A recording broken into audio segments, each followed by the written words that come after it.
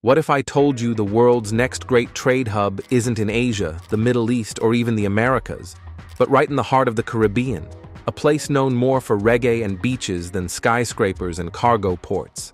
Before we dive in, make sure to subscribe and like, because this story will completely change how you see Jamaica. When most people think of Jamaica, they imagine a tropical escape, turquoise water, palm trees, and rum punches on the beach. But hidden behind that postcard image, a silent revolution is unfolding. A web of highways, bridges, tunnels, and rails is quietly transforming the island into something no one expected: a rising economic superpower of the Caribbean. This isn't about patching old roads or fixing potholes. It's about building an entirely new national network designed to carry Jamaica into a future of global trade and connectivity. For decades, the country's biggest roadblock wasn't its people, its economy, or even its politics. It was its roads. Traveling across Jamaica was a test of endurance. Narrow, winding mountain routes turned 2-hour drives into half-day journeys. Floods, traffic, and isolation strangled growth. What could have been a gateway between the Americas was trapped behind broken infrastructure. But that's changing fast. Enter the Southern Coastal Highway, one of the most ambitious construction projects in Jamaica's modern history. Stretching more than 140 kilometers from the heart of the island all the way to the eastern coast, it's more than a highway. It's a blueprint for a new Jamaica. The project, now almost complete, is transforming a once perilous drive into a smooth, safe corridor, linking remote towns to the nation's industrial core. Travel time that once took hours is being cut in half. Farmers can now transport goods faster. Students can reach schools safely, and entire regions long forgotten by commerce are being reconnected to opportunity. But the real genius lies underground. Beneath that stretch of asphalt runs a hidden network: 248 kilometers of new water pipelines and over 140 kilometers of fiber optic infrastructure. This means the same roads carrying cars and trucks are also delivering clean water and high-speed internet. It's not just a road, it's a digital and economic artery that will keep the island alive for generations.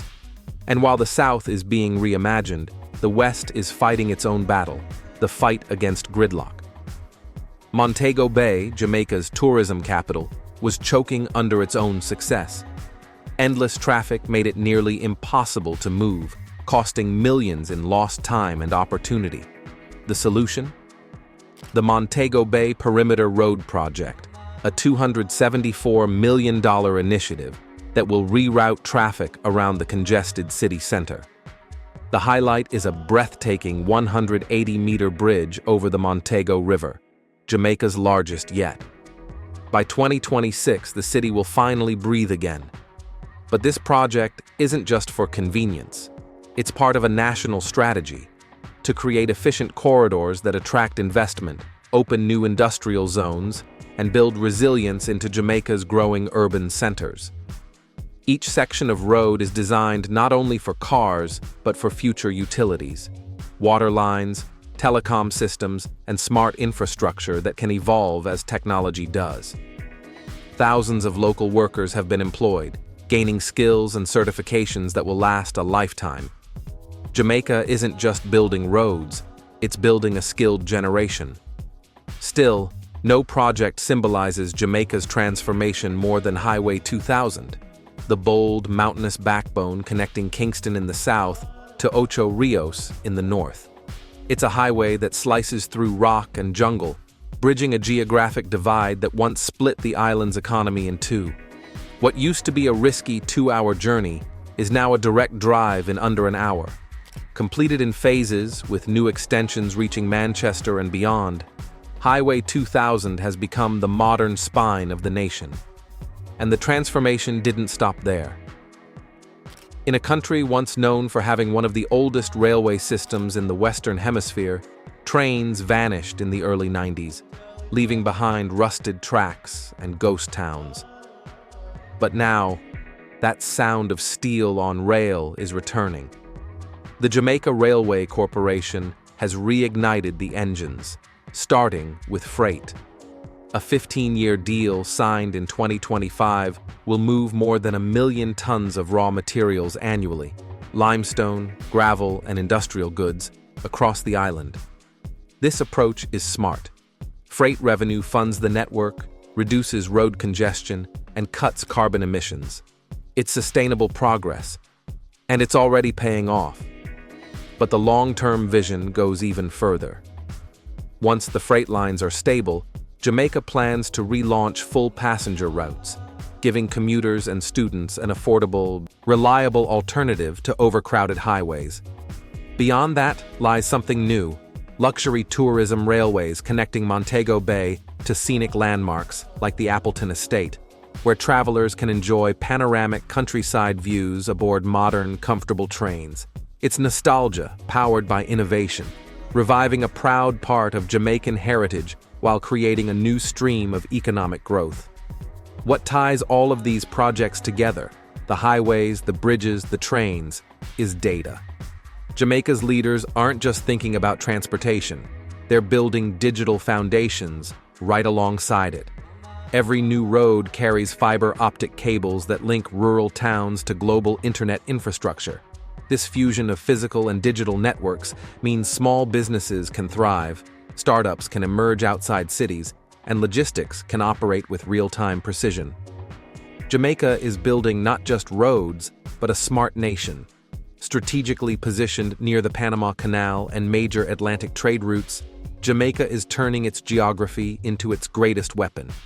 With the expanded Kingston Freeport terminal handling massive cargo ships, goods can now move seamlessly from port to highway to railway, then across the Caribbean.